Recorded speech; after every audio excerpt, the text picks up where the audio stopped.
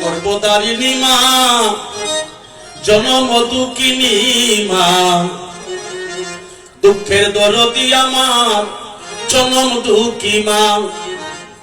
হাইরে 10 মাস 10 দিন আমায় গর্ভে দিল টাই, রক্ত মাংস খেয়ে মায়ের ভবে আইলাম বাই। ভূমিষ্ঠ হইয়া যখন উঠিলাম কান্দিয়া, সান্ত্বনা দিল মায়ের বুকের দুগ্ধ দিয়া। মায়ের প্রসবের কালে মায়ের বুক বেসে যায় নয়ন জলে রে, ওরে সন্তানের লইয়া কুলে ওমা বলে প্রসব যাত না। দুঃখের দরদি আমার জনম দুঃখী মা। আমি যে গানগুলো গাচ্ছি মনে পড়ছে, আপনারা কি কষ্ট পাচ্ছেন? বাবা আপনারা কি কষ্ট পাচ্ছেন? হ্যাঁ আচ্ছা, তারপরে কি বললেন? হাতে পায়ে তেল মাখিয়া দিল শক্ত করি, প্রস্রাব পায়খানা কত মায়ের কুলে করি। অসুকলে দেখি চাইয়া মাথাকে বিছানায় বইয়া রে, ও বলে আমায় তুমি যাও গো লইয়া, আমার সন্তানের নিও না। দুঃখের দরদিয়া গর্ভধারিণী মা, জনম দুঃখিনী। দুঃখের দরদি আমার জনম দুঃখী মা, দুঃখের দরদি আমার জনম দুঃখী মা। আর একটু বাবার কথা শুনেছি। এই জন্য উপস্থিত সাধুগুরু বৈষ্ণবেরই সকলকে আমি বৈষ্ণব গালে প্রণাম করি। আমার ভক্তিপূর্ণ প্রণাম গ্রহণ করিবেন সবাই। মানুষকে প্রণাম করিলে সেই প্রণাম ঈশ্বরে মিলে, এটা সর্বশাস্ত্রে তা প্রমাণ পায়। কবি চণ্ডীদাস যিনি উচ্চ কণ্ঠে বলেছেন, তিনি সবার উপরে মানুষ সত্য, তার উপরে নাই। স্বামী বিবেকানন্দ একই কথাই জীবকে দিয়েছে আনন্দ। জীবে প্রেম করে যেই জন সেই জন সেবিছে ঈশ্বর। ঠাকুর ভবা পাগলা বললেন, মানুষ লক্ষ টাকা খরচ করে গয়া কাশী বৃন্দাবনে যায়, ওখানে যেতে হবে না, এই কীর্তনে বসুন, সেবা সঙ্গনে বসুন, হরিকথা সাধন করুন, ভগবানের চরণে সমর্পণ করুন, গুরুকে প্রণাম করুন, মা বাবাকে খেতে দেন। কোন তীর্থের নাই প্রয়োজন, গয়া গঙ্গা কাশী, আমি মানুষ ভালোবাসি, আমি মানুষ ভালোবাসি। এটা বাবা পাগলা বলেছে। ঠাকুর অনুকূল চন্দ্র বলেছে, মানুষ আপন টাকা পর, যত পারিস মানুষ দাও। আবার তিনি পরের পৃষ্ঠায় বলেছে, যদি তুমি রাতারাতি ধনী হতে চাও, যদি সুখী হতে চাও, ধনী বলতে টাকা হলে না, 5 তলা বাড়ি হলে না, হাওর বাড়া জমি থাকলে না, বাজারে সুপার মার্কেট থাকলে না, ব্যাংকে লক্ষ কোটি টাকা থাকলে না, সে ধনী নয়। টাকায় সুখ দেয় না, যত বাড়বে তালা, যদি কৃষ্ণ বিমুখ হয়ে যায় তত বাড়বে জ্বালা। হরিবল। ব্যাংকে লক্ষ টাকা জমা হচ্ছে, কিন্তু ডাক্তার করে দেয় মানা, সকালে একটা রুটি খাবে, দুপুরে স্ত্রীকে বলবে 1 চামচের বেশি 2 চামচ বাদ দেন, দেয় না। সন্ধ্যার পরে অর্ধেকটা রুটি খাবে। এটা কেমন হয়? কেন বলে? কিন্তু ব্যাংকে টাকা বাড়তেছে, খাবার সামর্থ্য নাই। কেন হলো? কৃষ্ণ বিমুখ যার হইল রে, সুখ নাই রে সংসারে, যার কপালে নাই সুখ, তার বিধি হইল বিমুখ।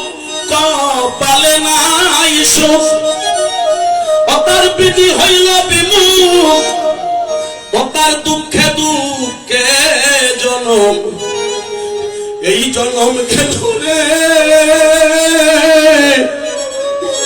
তার সুখ নাই রে সংসারে। ও কৃষ্ণ বিমুখ যার হইল রে, সুখ নাই রে সংসারে। আপনি বুঝতে পারবেন যে কখন আমার প্রতি গুরু সহায় আছে আর কখন গুরু বিমুখ হচ্ছে, কৃষ্ণ বিমুখ হচ্ছে। কোন সময় হয়? খেতে না হয় শস্য, বৃক্ষ না ধরে ফল, দুগ্ধবতী গাভী, দুগ্ধহীন সকল। জমিতে ফসল হয় না, বাড়িতে ভালো বৃক্ষ আছে, আম জাম কাঁঠাল, কিন্তু ফল ধরে না। আর যদিও ধরে, ছোট অবস্থায় পরে মরে যায়। গোয়াল ভরা গরু আছে, গাভী বাচ্চা দেয়, কিন্তু গাভীর বান্ধে দুধ আসে না। এমন যেদিন হবে, বুঝিতে হবে আমার কৃষ্ণ বিমুখ হয়েছে।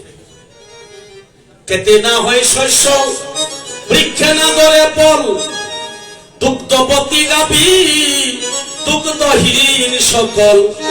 অজায় কপালে নাই সুখ, বিধি হইল বিমুখ, ও তার লোহার গড়ে গুনে গুনে ধরে রে, ও তার সুখ নাই রে সংসারে। এখন বাজারে বড় ব্যবসা করেছে, এটা বাণিজ্য বলা হয়। বাণিজ্যতে গিয়েছে, বড় স্বর্ণের দোকান খুলেছে, টাটকা স্বর্ণ, সঠিক স্বর্ণ যাচাই করে দোকান খুলেছে। পরে হলো কি, বাণিজ্যের আসে যাইয়া পরদেশে, কাঠি সোনা রূপা কিনে মেজে বসে, কিনে মেজে বসে, কেনার পরে ওটা গোসা দিয়া দেখে সঠিক স্বর্ণ নেই, দেখে সঠিক আছে, দোকান করলো। দস্তা তামা সীসা, ও তার কর্ম দোষে তাহা, ও তা হীরা বিকায় জিরার, জিরার দরে রে, ও তার সুখ নাই রে সংসারে।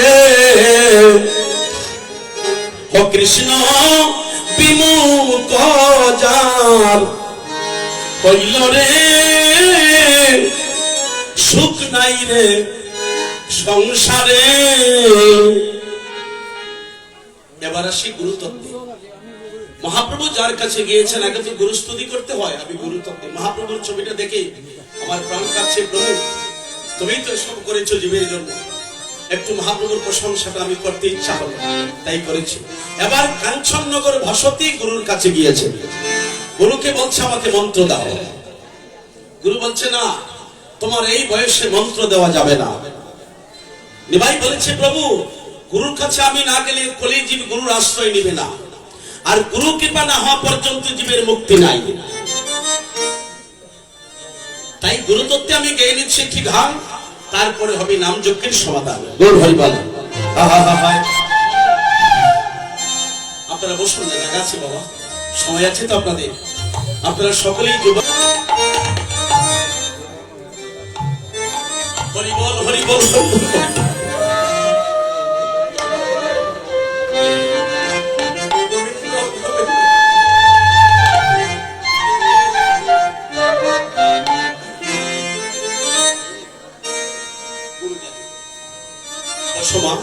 আমি আপনার সন্তানের মতো আমার জন্য আশীর্বাদ করো মা। তোমাদের মতোই পবিত্র ভান্ডে জন্ম হয়েছে বলে আজ এত ভক্ত নাম যজ্ঞের মধ্যে আসছে কৃষ্ণ কথা শুনতে। কৃষ্ণ ভক্ত না হলে কেউ শুনতে আসবে না। হরি নাম শুনে যদি না হয় প্রেমের অঙ্কুর, গৌর হরি বল। নিশ্চয়ই জানিবে দেহের ভিতরে পাপ আছে প্রচুর। আমার যুবক বন্ধুদেরকে আরেকটা কথা বলি, যদি কেউ আপনাদেরকে কীর্তনে আসতে বাধা দেয়, তারে বলবেন ওই কথাটা, বন্ধু সেদিন আমি ওই কি জানি গ্রামের নামটা ভুলে যাই, মুরালি গ্রামে গিয়েছিলাম দুর্গা মণ্ডপে কীর্তনে, আমি সেটা শুনে আসলাম। তুই কীর্তনে যদি আমাকে নিষেধ করছিস, তাহলে তোর আনন্দ হয় না হরিনামে। হরিনামে যদি আনন্দ হয় না, নাম শুনিতে যদি না হয় তোমার প্রেমের অঙ্কুর, নিশ্চয়ই জানিবে তোমার দেহের ভিতরে পাপ আছে প্রচুর। চল, সমস্ত পাপ মুছে যাবে। আমার গুরু বলতেন, বাবা কিছু না জানলে তুই সাধু সঙ্গে পড়ে থাকিস। সাধু সঙ্গ যত করিবে আনন্দ তত বাড়িবে। আনন্দ করিতে করিতে একদিন তোমার পরমানন্দের সাথে মধুর মিলন হয়ে যাবে।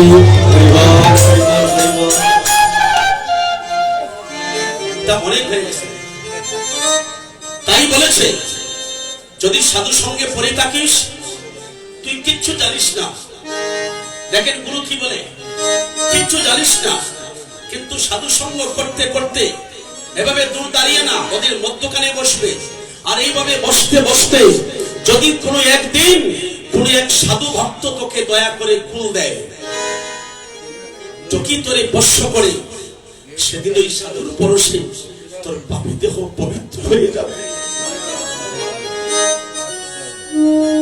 ওই দিন তোর দেহের পাপ থাকবে না, ওই সাধুর ভক্তের পরশে তোর পাপী দেহ পবিত্র হয়ে যাবে।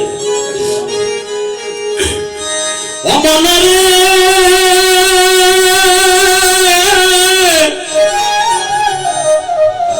ওরে নবী মন মন রে, ও দয়াল দয়াল গুরু যারে, গুরু যারে দয়া করে, দিবি জ্বালাইয়ার মন অন্ধকারে, শিখায় তারে অসাধ্য সাধনা। গুরু নামে একটা প্রেমধ্বনি, জয় জয় শ্রী গুরু প্রেমানন্দ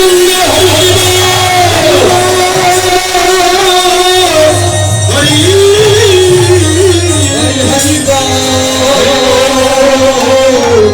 হরি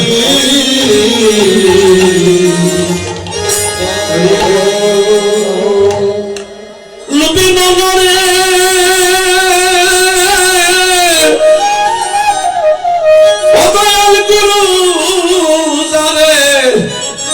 গুরু যারে দয়া করে, দিবি জ্বালাইয়ার মন অন্ধকারে, শিখায় তারে অসাধ্য সাধনা। ও তোমার জন্ম মৃত্যু হইবে হইবে বারণ রে,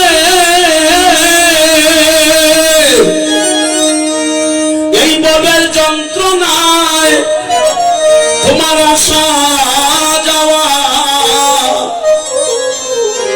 বারে বারে আর হবে না অমনরা তোমার আশা আশা খাওয়া, বারে বারে তোমার আর হবে না, তুমি নিলে গুরু গুরুর উপাসনা।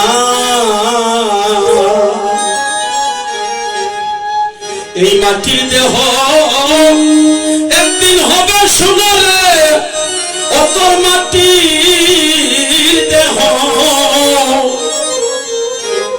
একদিন হবে সোনা। কি বলছে, আবাদ করতে হয় কার দ্বারায়, গুরুর দ্বারায়। এই দেহ জমিটাকে আবাদ করতে হয়। এখন আমার ওই জায়গাটায় কোনো প্রশ্ন না, আমার জানার কথা। পরের অন্তরায় বলছে, কি বলছে, লুবি মনরে ওরে লুবি মন মন মন রে, ও তুমি তুমি জন্ম দিয়া মানব কুলে, কেন অহংকারে তুমি বসে রইলে, এই মানব জমি আবাদ করলে না। আস্তে এখানে একটু আলোচনা থাকবে গুরুত্ব। লোভী মনরে জন্ম নিয়া মানব কুলে অহংকারে তুই বসে রইলে, মানব জমিন আবাদ করলি না। আবাদ কি? জমিতে চাষ দেওয়া, জমি পরিষ্কার করে, জমিকে চাষ করে উপযুক্ত করে তার মধ্যে বীজ রোপণ করলে এই জমিতে ফসল হয়। যদি জমিটা পরিষ্কার না করে এই আবর্জনার মধ্যে যদি বীজ রোপণ করা হয়, সেটার মধ্যে কি ফল ধরবে, ফসল হবে? তাই গুরু তত্ত্বে বলছে আবাদ কি? গুরুর কাছে যখন মন্ত্র নিতে যাবেন, গুরুর কাছে যখন মন্ত্র নিতে যাবেন, গুরুকে বলবেন, দয়াল গুরু তুমি তো দয়াল। আমি শুনেছি সাধু মুখে জমি পরিষ্কার করে বীজ রোপণ করলে সেই জমিতে ফসল ধরে। তুমি যে আমার কোনে মন্ত্র বপন করবে, একটা আঞ্চলিক ভাষায় বীজ রোপণ করা বলি, আর গুরু মন্ত্রকে বলা হয় বপন, এটা সাধু ভাষায় বলছে। তাহলে জমিতে যদি জমি পরিষ্কার করে বীজ রোপণ করলে ফসল ধরে, তুমি আমার কোনে এই মহামন্ত্র বীজ মন্ত্র বপন করার আগে আমার দেহ জমিটাকে পরিষ্কার করে দেবে। হরি বল, হরি বল। হরি বল। আমার দেহ জমিটাকে পরিষ্কার করে দাও, তারপরে তুমি বীজ রোপণ করলে, বপন করলে আমার দেহ জমিতে ফল ধরবে। আপনারা দেখবেন এই যে ইস্কনের পথ, এখানে যদি কেউ থাকেন তাহলে নিশ্চয়ই জানবেন। ইস্কনের কাছে যদি আপনি গিয়ে বলেন, আমি তো একজন চৌধুরী বংশের ছেলে, আমার বাবা ধনী মানুষ, আমি অনেক টাকার মালিক, আমি অনেক বিদ্যা অর্জন করেছি, আমি একজন ক্ষমতাশালী, আমি একজন অর্থমন্ত্রী, মুখ্যমন্ত্রী, খাদ্যমন্ত্রী, প্রধানমন্ত্রী, পনেটিলা যুগল টিলা। বর্তমানে মহারাজ হচ্ছে নবদ্বীপ প্রভু। আপনি ওনাকে গিয়ে বলেন, আমি এত টাকার মালিক, আমি এত বিদ্যা অর্জন করেছি, আমার কয়েকটা টাইটেল আছে, কিন্তু আমার গুরু দীক্ষা হয় নাই, আপনার কাছে এসেছি, আমার মন্ত্র দিয়া দাও। আমার মনে হয় না আপনি যত চেষ্টা করুন সাথে সাথে আপনাকে মন্ত্র দিবে না। উনি বলবেন, বেশ ভালো কথা, আমার কাছে আসছো বাবা, তুমি 1 বছর নিরামিষ খাও, মালা জপ করো, দেহ জমিটাকে পরিষ্কার হোক। একবার নাম নিলে শত জন্মের পাপ কেটে যায়। আবার কোটি জন্ম করে যদি নাম সংকীর্তন, তথাপি সেনা পাপি ব্রজের ব্রজেন্দ্র নন্দন। উনি বলে দিবে, তুমি যত বড় বিদ্যান, তুমি আমার কাছে থাকো, 1 বছর নিরামিষ খাও, এই জপের মালা দিলাম, জপ করো। মালা জপ করতে করতে প্রসাদ খেতে খেতে যেদিন তোমার দেহ জমিটা পরিষ্কার হবে, সেই দিন তোমার কর্ণে আমি মহামন্ত্র বপন করে দেব। হরি বল, হরি বল। গুরুর কাছে গেলেই যদি গুরুদেব একটা তুলসী পত্র হাতে দিয়া, আমার অনেক দেখা আছে, নাম বলার দরকার নাই, কীর্তন থেকে নামছে, এই দীক্ষা নিচ্ছিস না, ধর একটা তুলসী পাতা হাতে, তুলসী পত্র হাতে দিয়া দাঁড়াইয়েই কানে কানে মন্ত্র দিয়া দিছে। এই যে মন্ত্র দিল, সে জীবনে একদিন ওটা নাড়াছাড়া দিয়া দেখলো না, গুরু আমারে কি দিল। এইভাবে যদি কেউ গুরুর কাছে যায়, বলছে কোটি জন্ম করে যদি নাম সংকীর্তন, তথাপি সেনা পাপি ব্রজের প্রচন্ড নন্দন। আবার একবার নাম নিলে শত জনের পাপ কেটে যায়। যেমন জলের উৎস হচ্ছে মহাসাগর, সেই সাগরের জল লবণাক্ত, ওই জল খেলে পিপাসা নিবারিত হয় না। কিন্তু এই লবণাক্ত জল সূর্যের মাধ্যমে বাষ্প হইয়া যখন আকাশ উড়ে যায়, এই লবণাক্ত জল আকাশ উড়ে যখন মেঘের কাছে গিয়ে ঠান্ডা পায়, আবার ঠান্ডা পেয়ে যখন পর্বতের চূড়ায় যায় বাতাসের সাহায্যে, ওখানে গিয়া যখন বরফ হয়ে আবার বৃষ্টি হয়ে গলে, বৃষ্টি হয়ে যখন নদীর দিকে ধায়, এই নদীর জল, ওই জল খেলে আবার পিপাসা বারণ হয়ে যায়। কিন্তু তার আগে তার মধ্যে লবণ ছিল, জল খাইলাম পিপাসা বারণ হলো না। যখন পর্বতের চূড়ায় গিয়ে ঠান্ডা পেয়ে বৃষ্টি হয়ে নদীর দিকে ধায়, তখন খেলে দেখা যায় জল পিপাসা বারণ হয়ে যায়। এর কারণ সূর্যের কিরণের পরশ পেল, পর্বতের পরশ পেল, বরফে ঠান্ডা পেল, তাই ওদের সঙ্গে ওদের পরশ পেতে পেতে তার শরীর থেকে লবণটা কেটে গিয়েছে, তখন এই জল খেয়ে তার পিপাসা বারণ হয়ে যায়। তাই বলছে, তুমি গুরুর কাছে গিয়ে যখন সদ্গুরু আশ্রয় পাবে, গুরু তোমাকে কৃপা করবে, তখন তোমার দেহের পাপ সমস্ত কেটে যাবে। হরি বল, হরি বল। মনরে ওরে লুপি মন মন রে, ও তুমি জন্ম লইয়া মানব কুলে, কেন অহংকারে তুমি বসে রইলে, এই মানব জমি আবাদ করলে না। ও তোমার গুরু কৃপা না হইলে রে, অমন রে সুপ্রি কেউ, খালি কথাগুলো মন দিয়ে শুনবে, ফল ধরবে না তোমার গুরু কৃপা না হইলে রে অমন রে তোমার সুপ্রি কেউ, ফল ধরবে না তোমার সুপ্রি কেউ, ফল ধরবে না নীলে গুরুর উপাসনা। এই মাটির দেহ একদিন হবে সোনারে, তোমার মাটির দেহ হবে সোনা, তুমি নীলে গুরুর উপাসনা। তাই সকলে একটু হাত জোড় করি, সবাই সবাই গুরুতত্ত্বে যে কথাটা শুনলাম, তাহলে সকলেই আমার নিষ্ফল হয়ে যাবে। হরিনাম শোনা, সাধন ভজন করা, এত পরিশ্রম করে অর্থ ব্যয় করা, আজ এই মুরালি গ্রামের সমস্ত কৃষ্ণ ভক্ত মায়ের সন্তানরা নিজের জীবনকে বিসর্জন দিয়ে আমার ভক্তিমতী মায়েরা পুত্রকে স্বামীকে সাহায্য করে এই হরিনাম কীর্তনের উদ্দেশ্যে কয়েক লক্ষ টাকা ব্যয় করছেন। অর্থ ব্যয় হচ্ছে, অর্থ হল অনর্থের মূল, আবার অর্থে মানুষকে দেয় কুল।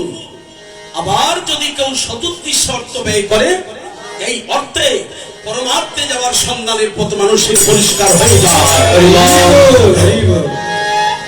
তাই আপনাদের সকল কিছু সংশোধন হয়ে আসবে, একটাই হলো আপনারা হাত জোড় করে শুধু তার চরণে সারেন্ডার করো।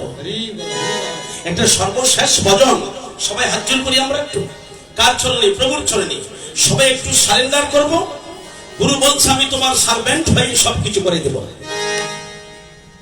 দয়াল গুরু, তুমি কৃপা করে এই প্রচন্ড ঠান্ডায় রাতের বেলা যারা আসছে তোমার শিবাসের অঙ্গনে, তুমি সকলের বাসনা পূর্ণ করিয়া সকলকে এই শক্তি দাও যেন তোমার গুণগান গাইতে পারি, সবাই যেন সুরক্ষিত থাকে।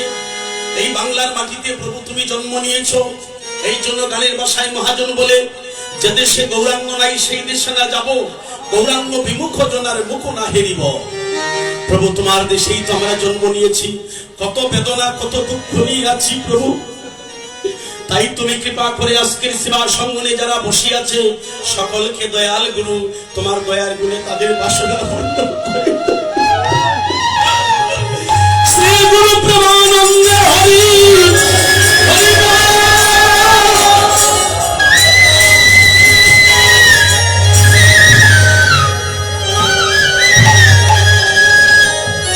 বল। ওহে দয়াল গুরু আমার দয়া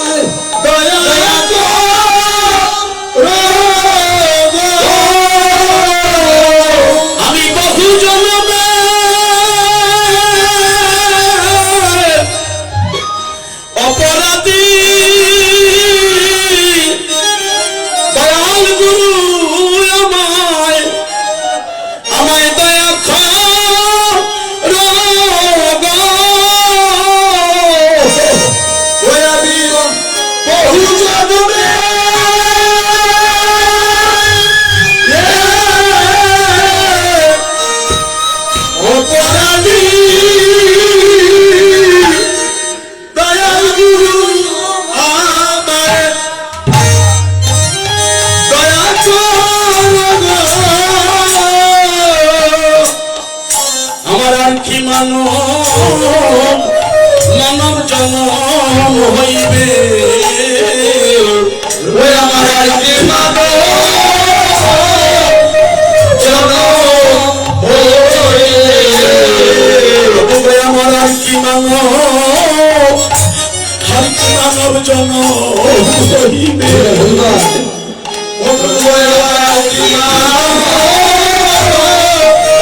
জনম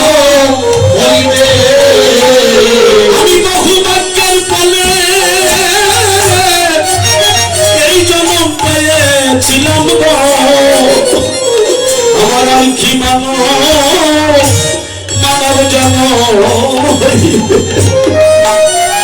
আমি বহুভাবের ফলে জনম হয়েছিলাম, আমার কি জনম হইবে।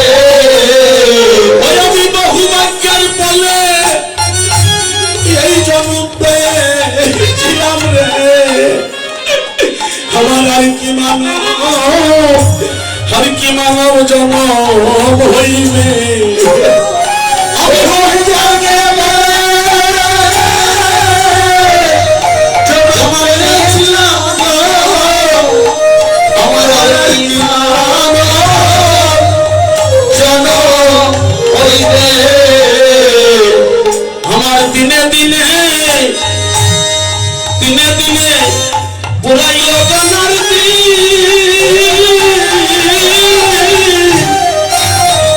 দিনে দিনে আমার সোনার অঙ্গ প্রভু হইতেছে বলি হইতেছে বলি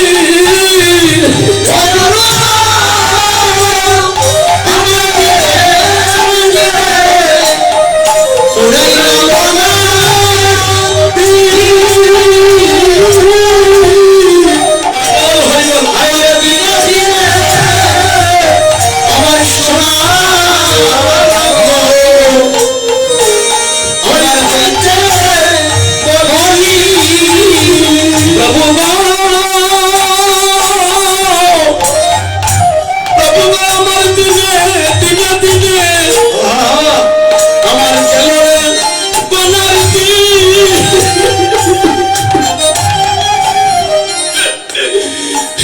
দিনে আমার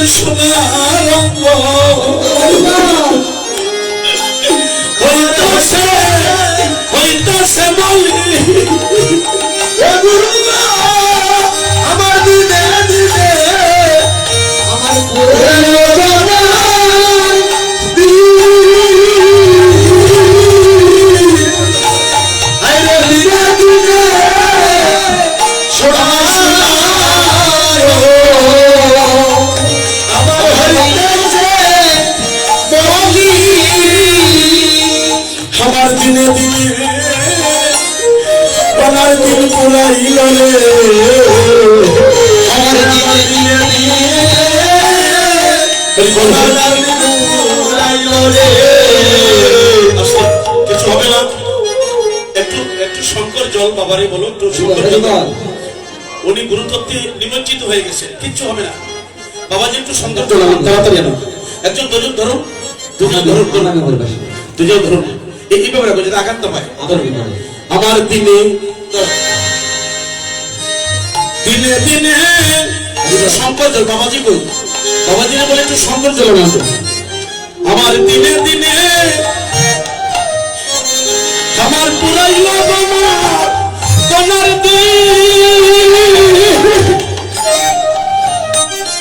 দিনে দিনে আমার সোনার অঙ্গ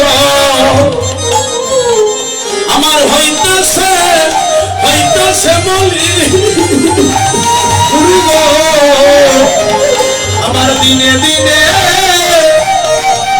উড়াইল গনার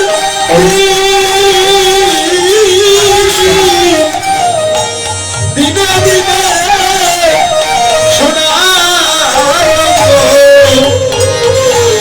আমার হইতেছে আমার দিনে দিনে গনার দিন পুরাইল আমার দিনে দিনে গনার দিন পুরাইল কি হইবে আমার শেষের দিনে দিনে দিনে গনার দিন পুরাইল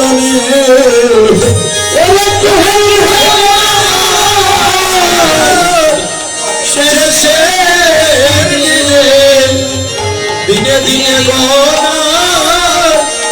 দিন পুরাইল রে। কিচ্ছু হবে না, মহাপ্রভু আছেন, প্রভুর নামে কোনো কলঙ্ক নাই।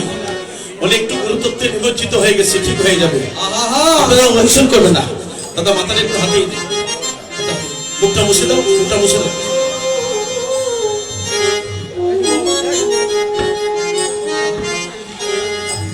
আচ্ছা দুইজনে একটু ধরে ওনাকে একটু এইভাবে সোজা করে রাখো, একটু দুইজনে কষ্ট করুন, ধরুন দুইজনে একটু সোজা করে রাখো, তুলা দিন সোজা করে, ভাই সোজা করে রাখো। আহা প্রভু, প্রভু তোমার নামে নিমজ্জিত হয়েছে প্রভু, তুমি রক্ষা করো প্রভু।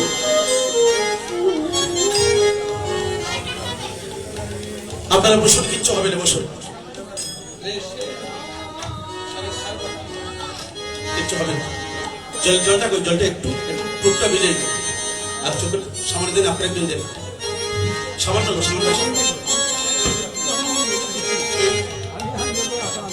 দাঁতে লেগে গেছে, কপি লেগে গেছে। আচ্ছা একটু ধরে রাখেন, একটু ধরে রাখেন। না না দাঁত তো ধরো পাই কেমন একটু হয়েছে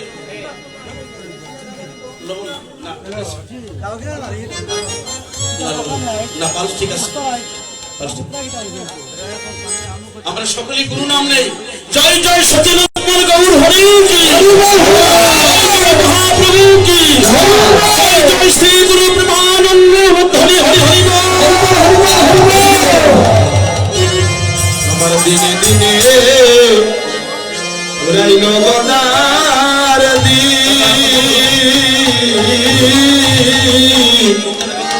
হাইরে দিনে দিনে সোনা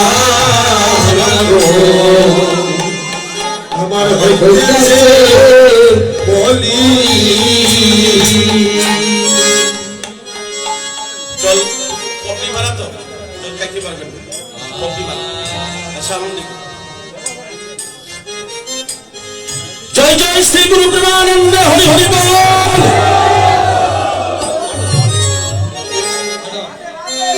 কিছু হবে না, হরি বল হরি বল হরি বল হরি বল। আমার দিনে দিনে আমরা গুরু নাম নেই, বসুন তোরাই লগনার দিন, আইরে দিনে দিনে আমার সোনার অঙ্গ হইতেছে হইতেছে মনে, হায়রে দিনে দিনে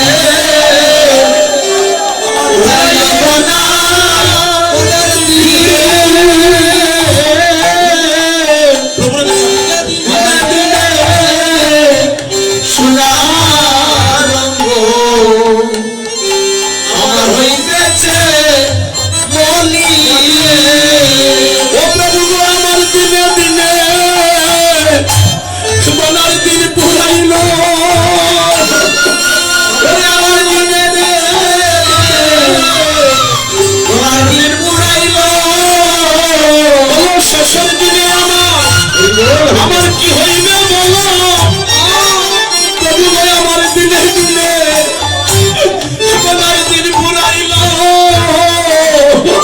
আমার শেষের দিনে আমার কি হইল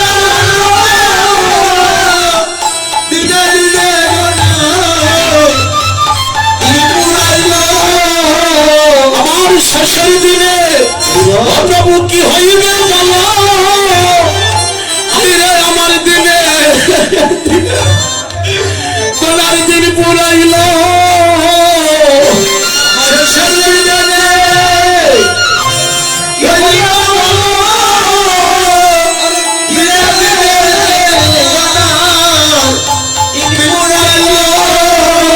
দয়াল গুরু গো,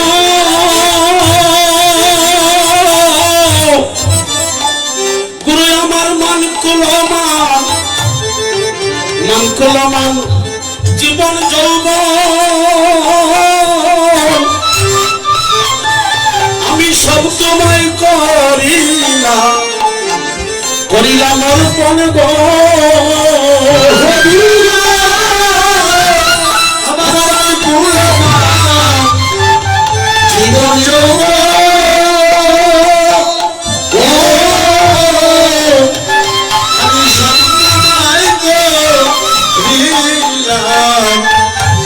ওর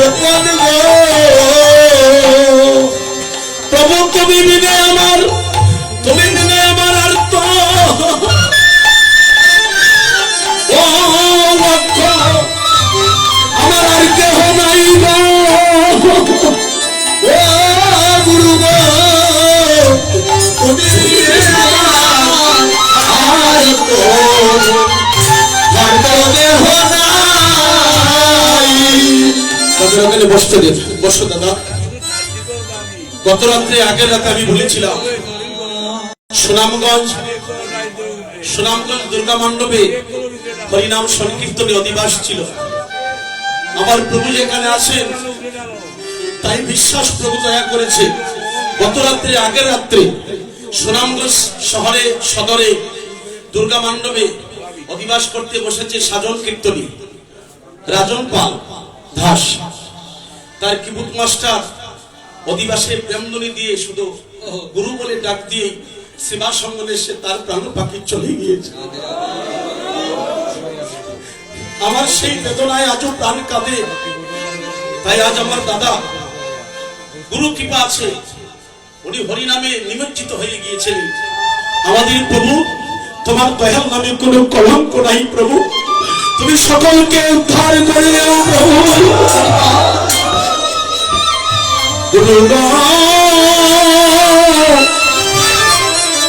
আমার মান কুলমা তনজন আমি সব তোমায় করলাম অর্পণ। আমার বাকি রইল কান্না মাত্র ও দয়াল গুরু গো, গুরু গো আমার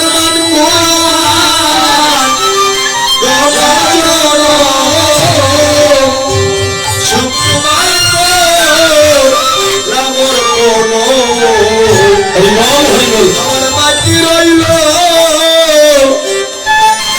মাত্র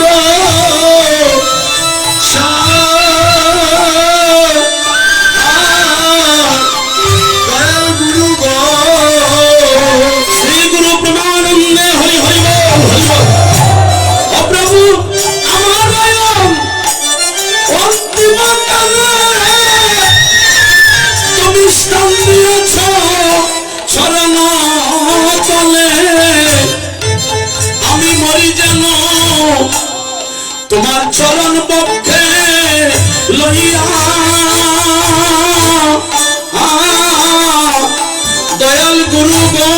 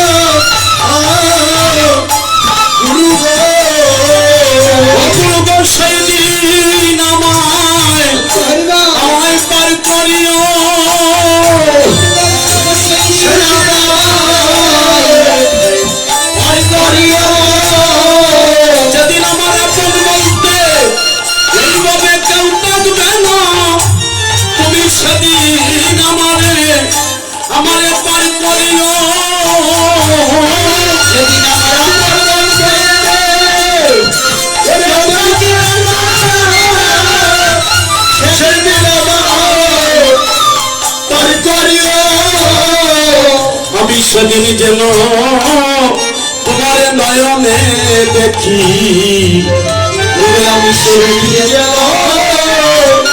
নয়নে দেখি, যেদিন উড়ে যাবে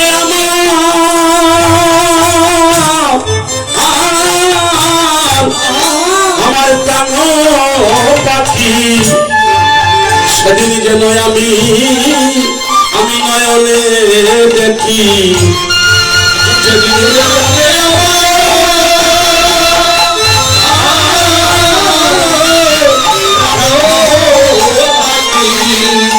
সেদিন যেন নয়নে দেখি। আমায় দেখা দিও ওহে প্রাণ গোবিন্দ,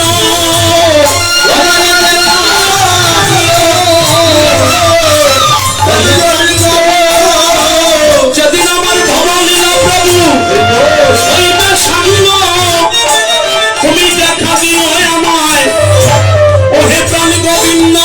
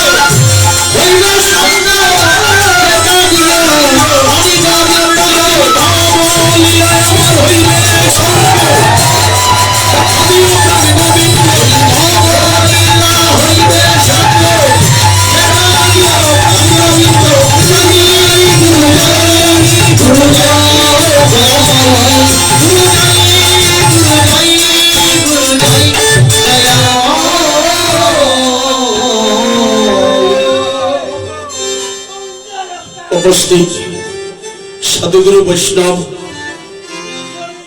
এবং আমার ভক্তিমতী মায়েরা, মহাপ্রভুর অশেষ করুণায় অষ্টপ্রহর ব্যাপী রাধা গোবিন্দের লীলা সংকীর্তনে দূরদূরান্ত থেকে আগত কৃষ্ণ অনুগত প্রাণ সাধুগুরু বৈষ্ণব সকলকে আমার ভক্তিপূর্ণ প্রণাম জানাই। মাতাগুরু, পিতাগুরু, দীক্ষাগুরু সহ আমার ব্রজের শ্রীমতী রাধারানী, প্রাণ গোবিন্দ সহ সমস্ত ব্রজবাসীর শ্রীপাদ প্রতি আমি আমার ভক্তিপূর্ণ প্রণাম জানাই। হরিনাম বাংলার মাটিতে এই নামকে এনেছিল, নামের কি তাৎপর্য, তার মাহিত্যটা কি, আমি সেই আলোচনায় একটু পরে যাচ্ছি। আমাদের সুনামগঞ্জের উত্তর পাশে তাহিরপুর থানায় লাউর পরগনায় জাদুকাটা নদীর পাশে দাপর যুগের কৈলাসপতি, যার নাম ভোলানাথ, মহাপ্রভু আসার অনেক পূর্বে পিতা কবির আচার্য পণ্ডিত, মা হচ্ছে নাবা দেবী, তারই অংশে জন্ম নিয়েছে আমাদের বাংলাদেশে। এই রাজ্যে একজন রাজা ছিল, নাম তার দিব্যসিংহ রাজা। রাজা যখন দুর্গা পূজা করিতেন, আমার কৈলাসপতি যে বাংলার মাটিতে আসছেন কিভাবে পরিচয়টা হলো, তার প্রমাণ কি, কোন দিন পরিচয় পেয়েছে মানুষ? দিব্যসিংহ রাজা দুর্গা পূজা করতেন। অনেক জায়গায় কিন্তু দুর্গা পূজায় বলি হয় এখন, আপনারা দেন কিনা তা আমি জানি না। তাহলে খুব ভালো করেছেন, আপনাদের চরণে আমার আরেকটি প্রণাম রইল। কারণ বলির যে বিষয়টা, এটা একটু ব্যাখ্যা করে আপনাদের কাছে বলছি। আমাদের সুনামগঞ্জের পশ্চিমে একটা জমিদার বাড়ি ছিল, গ্রামের নাম ছিল গৌরারং। নাম শুনছেন কিনা জানি না, শুনছেন? সুনামগঞ্জের ঠিক পশ্চিমে গ্রামের নাম গৌরারং। এই গ্রামের যে জমিদার ছিল, জমিদার বাড়িতে কালী পূজা, দুর্গা পূজায় পাটা বলি হইত, মহিষ বলি হইত। জমিদার মশাই সারা জীবন মায়ের সম্মুখে বাজার থেকে পশু কিনে বলি দিয়েছে, কিন্তু দুঃখের বিষয় ওই বাড়িতে কোনো জমিদারি থাকবে দূরের কথা, যে সুন্দর ঘাটে জমিদারের স্ত্রী জমিদার স্নান করতে, এখানে জমিদার থাকবে দূরের কথা, মানুষ থাকবে দূরের কথা, এখন শিকাল কুকুর ঘুরে বেড়ায়। দেখুন তো ভগবান আছে কিনা। তাহলে কেন হলো এমন অবস্থা? আমি টেনে ধরি তার ইস্যু, প্রত্যেক দেহের মধ্যে ৬টা পশু। যদি কেউ বলে ভাই আমার মধ্যে কোনো রেপুটুকু নাই, এটা আমি মানি নাই। টেনে ধরি তার ইস্যু, প্রত্যেক দেহের মধ্যে ৬টা পশু। এই ৬টা পশু কার সন্তান? আমরা পুরুষ যারা, খুব মন দিয়ে শুনবেন, বক্ত যদি ভালো হয় আলোচনার বিষয়বস্তুটা আমরা ভালো রাখি। বক্ত শুধু অসংখ্য হলে হবে না, নেওয়ার মতো মানুষ থাকতে হবে। একটা কথা বলি না আমরা, যে কসুর মতো কসু হইলে অল্প জালে সিজে, আর বক্তের মতো বক্ত হইলে অল্প বক্তই সাজে। আচ্ছা, তাহলে এই বাজার থেকে পশু কিনে মায়ের সামনে বলে দিতেন। আজকে জমিদারি নাই, শিকাল কুকুর ঘুরে বেড়ায়। এর কারণ হলো মা বলেছে, তোমরাই যদি আমার সম্মুখে গান গাও, আমার চরণে ফুল দিয়ে বলো জগত জননী মা গো তারা, এটা বলি না আমরা। তাহলে তিনি যদি জগতের মা হয়, তাহলে এই মুরালি গ্রামের পশুর হাটকুন্ডা মুন্সি বাজার, তাহলে মুরালি গ্রামের পশুর হাট যদি মুন্সি বাজার হয়, তোমরা যদি মাকে পূজা দিতে গিয়ে বলো মা তুমি জগতের মা, তাহলে মুন্সি বাজার যে পশুর হাটটা পড়লো, এটা কি জগতের ভিতরে না? আর এই বাজারে যে পশুগুলা বিক্রি হয়, তারা কি জগতের জীব না? তাহলে আমি যদি জগতের মা হই, তাহলে এই পশুগুলো আমার সন্তান। বলি হয় কোথায় হবে না বলি, সব জায়গায় বলি দিতে হয়, কিন্তু বাজারের পশু কিনে না। বাজার থেকে পশু বলি দিবেন তা না, টেনে ধরি তার ইস্যু। প্রত্যেক দেহের মধ্যে ৬টা পশু, প্রত্যেক পুরুষের 2 জন করে স্ত্রী আছে। আমি এক এক করে একটু ভিতরে ঢুকে কীর্তন। প্রথম স্ত্রীর নাম হলো সুমতি, আর 2 নম্বর স্ত্রীর নাম হলো কুমতি। সুমতি আর কুমতি নামে দুইজন স্ত্রী তাকে পুরুষ দেন। সুমতির 4টি সন্তান আর কুমতির 6টি সন্তান।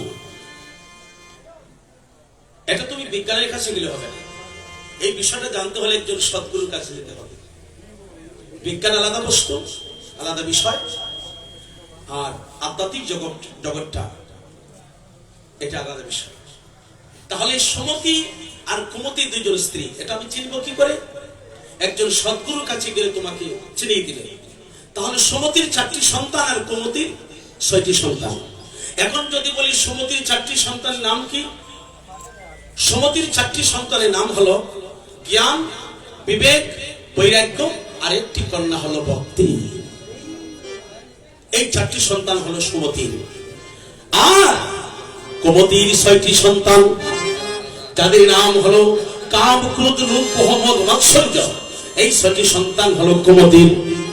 সুমতির সন্তান যে কথা বলে, কুমতির সন্তান সেই কথা শুনে নাই বলে সাধারণ অন্যের সম্পদ নিয়া, একই মায়ের ঘরে জন্ম নিয়া ভাইয়ের মাথায় বাড়ি দেয়, ভাইয়ের উপর মামলা করে। যদি সুমতির সন্তানের কথা কুমতির সন্তানে শুনতেন, তাহলে ভাইয়ের উপর মামলা করতেন না, ভাই সম্পদের কারণে ভাইয়ের মাথায় বাড়ি দিতেন না। তাই বলেছে এই 6টি সন্তান আছে বলে প্রমাণ কি? এই প্রমাণটা দিবে সেই গুরু। আমি আরেকটু ভিতরে ঢুকি। এই যে মানব দেহ করণিরূপণ, চতুর্বিংশ তত্ত্বে ইহা হয়েছে গঠন। পঞ্চভূত ষড়রিপু একত্র করিয়া, তাহার মধ্যে দশনিরিয় লইবে গড়িয়া। মাইকেল ভাই, একটু এদিকে তোমার লেইসলা মাইক্রোফোনটা আমার কাছে আসো নিয়া, আর এটা নিয়ে যাও, টোনটা বড় হয়ে গেছে। তুমি এটা খেয়াল রাখতে হবে। তুমি তো এটা ডাক্তার, রোগী কোন সময় কোন অবস্থা হয় তুমি দেখবে না, পরিবার নাকি? একটু লেইসলা দিয়ে দাও, এটা বড় হয়ে গেছে। হরিবার। তাহলে সুমতির 4টি সন্তান, কুমতির 6টি সন্তান। বলির কথা বলেছে মা, বলি দেও। আজকের কীর্তন অধিবাস থেকে এ পর্যন্ত বলি চলছে। কারে বলি দিতেছে? দেহের পশুকে। তোমরা যদি গান গাও, কি জানি,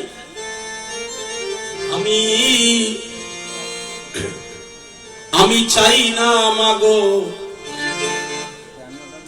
রাজা হতে। মায়ের মন্দিরের সম্মুখে গুণ আসলাম, মাকে একটু আলোচনা করি। মা তো আছেন এখানে। রাজা হবার স্বাদ নাই মাগো, দুবেলা যেন আমি কাইমা পেতে। রাজা হবার স্বাদ নাই মাগো, আমি দুবেলা যেন কাইমা পেতে। আমি চাই না মাগো রাজা, আমি রাজা হতে চাই না। আমি দুবেলা যদি সৎভাবে জীবন যাপন করে একটু অন্ন সাগন্য খেতে পারি, তবে আমি খুশি না। তাহলে বলি কাকে দেব? বলির কথা বলা আছে। কারে দেব বলি? টেনে ধরি তারিশু, প্রত্যেক দেহের 6টা পশু।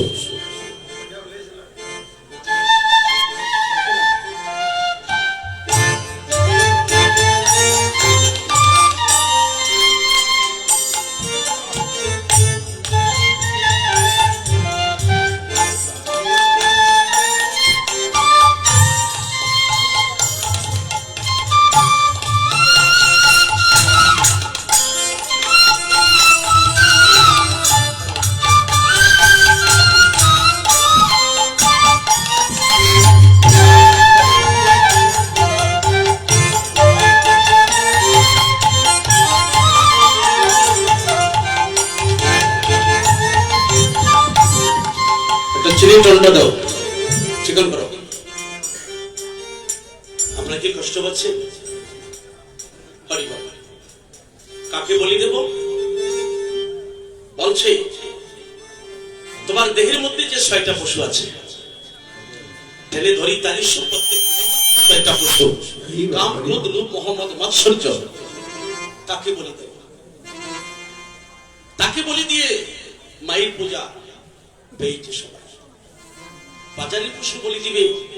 তোমরা যদি বলো আমি জগতের মা, আমি জগৎ জননী হই, তাহলে সেই বাজার থেকে যে পশু কিনলে সে তোমার সন্তান। আচ্ছা, আমার এই কথাটা মনে হলো কোন জায়গা থেকে? অত্যন্ত পূর্ব সুনামগঞ্জের উত্তর পাশে জন্ম নিয়েছে কৈলাসপতি মহাদেব।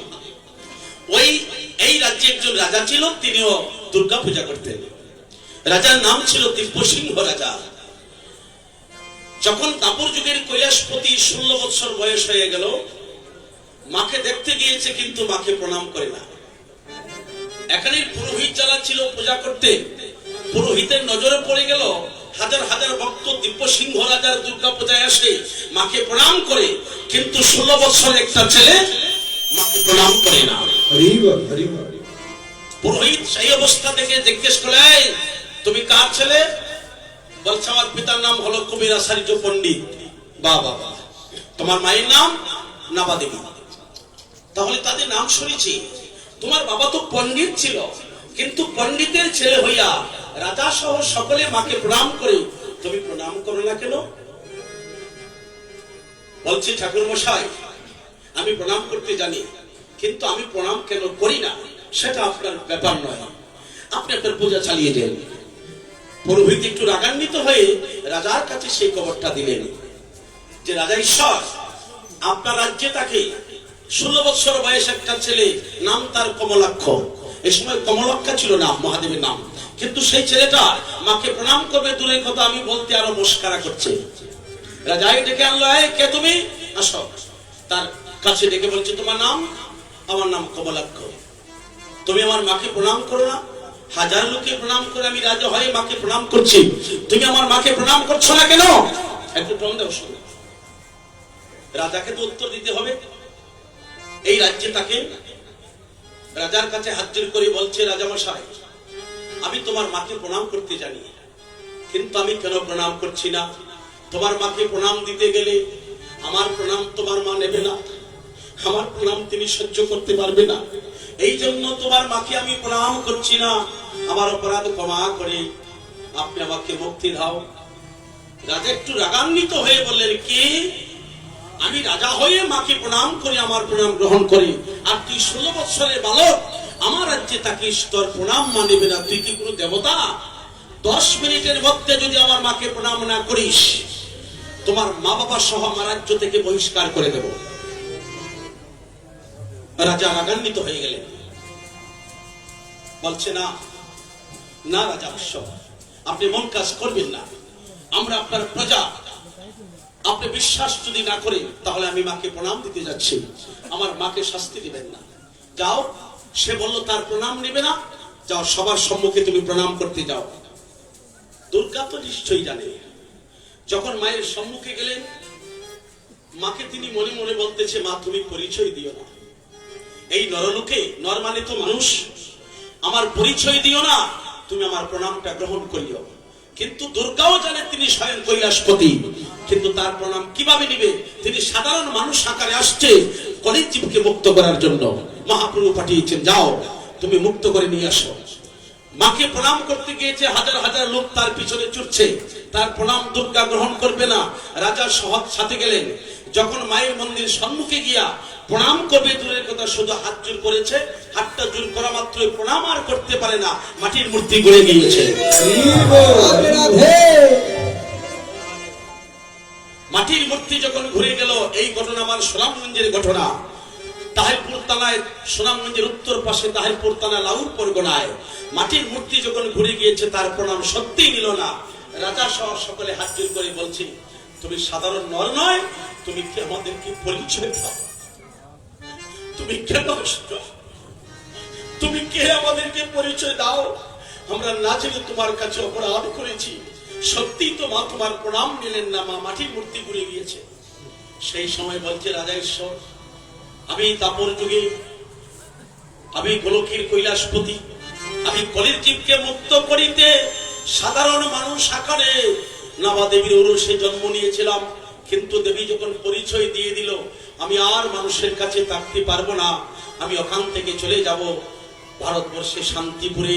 তবে আমি প্রতিজ্ঞা করে গেলাম, যতক্ষণ পর্যন্ত গোলকের হরি না আসছে, যতক্ষণ পর্যন্ত কলিজীবকে আমি উদ্ধার না করতে পেরেছি, ততক্ষণ পর্যন্ত আমি আহার করব না এবং নিদ্রায়ও যাব না।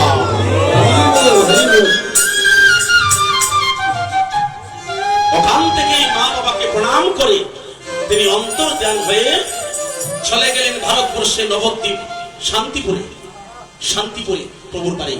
ওখানে গিয়া বাবলা বৃক্ষের তলে বসে 14টা বৎসর তিনি গোলকের হরির জন্য আরাধনা করেছে।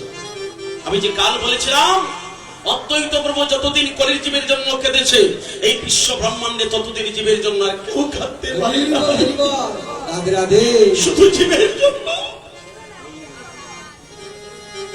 বাবা কথা বলো না, দাদা একটু সামনে আসো, একটু সামনে আসো, তারা জায়গা দাও, জায়গা দাও।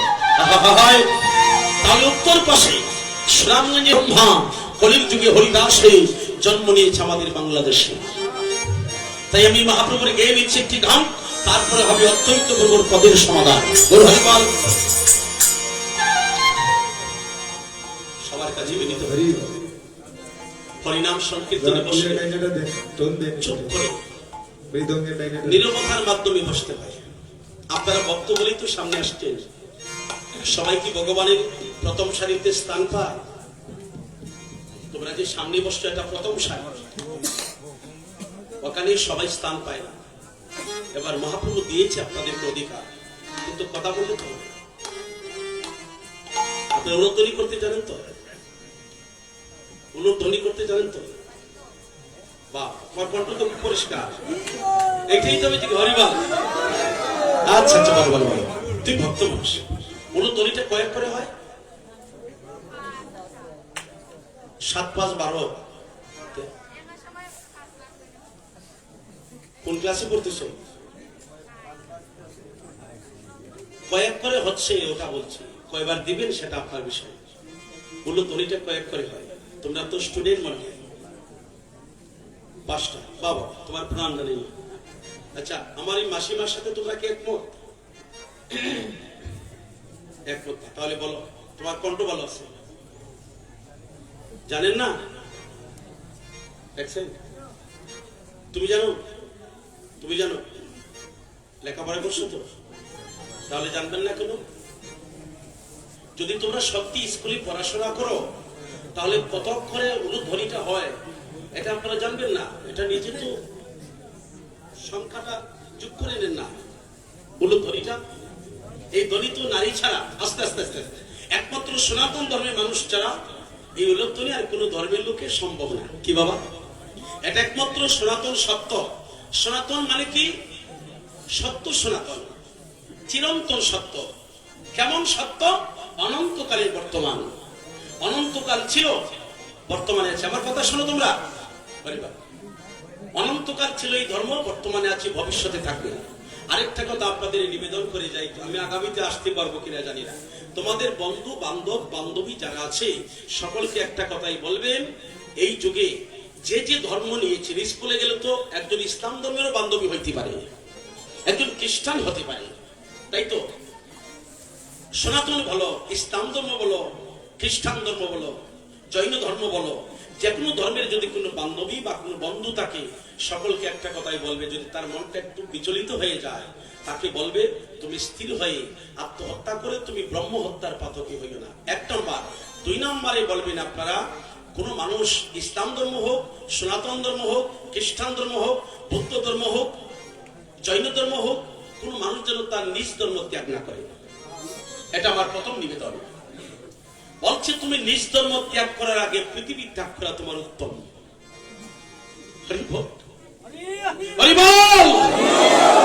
ঠিক বললাম না ভুল বললাম? সকলের কাছে আমার এই নিবেদন।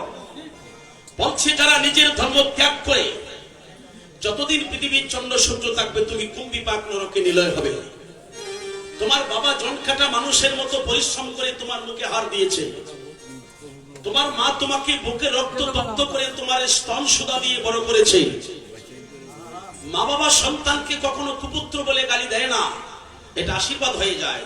কিন্তু তুমি বড় হয়ে যদি তোমার পিতা মাতার মুখে কালি দিয়া অন্য একটা ধর্মের ছেলে হাত ধরে চলে যাও, ছেলে বা মেয়ে হোক, একবার যদি ভগবানের সামনে গিয়ে তোমার বাবা বা মা বলে, প্রভু আমার জীবনের বিনিময়ে আমার মেয়েটাকে মানুষ করেছিলাম, যতদিন পৃথিবীতে চন্দ্র সূর্য থাকবে কুম্ভি পাক নরকে তুমি নিলয় হয়ে যাবে, কেউ তোমাকে মুক্ত করতে পারবে না। যদি একবার বলে যে আমার জীবনের বিনিময়ে মেয়েটাকে মানুষ করেছিলাম, আমার ছেলেটাকে মানুষ করেছিলাম, আজ আমার মুখে কালি দিয়ে আমার সন্তানটা চলে গেল,